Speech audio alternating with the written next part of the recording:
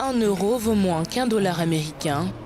C'est la première fois que cela se produit en 20 ans depuis l'introduction de la devise européenne en 2002. Cet événement pourrait avoir des répercussions sur le franc CFA qui partage une valeur fixe avec l'euro.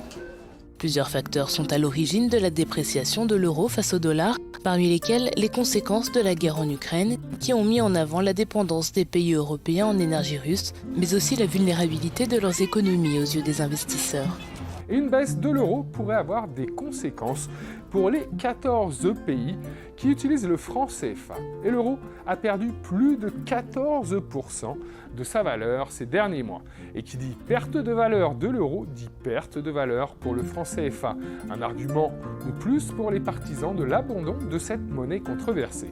Ensuite, le remboursement des intérêts et des emprunts contractés par les États africains coûteront plus cher et affecteront le budget des États.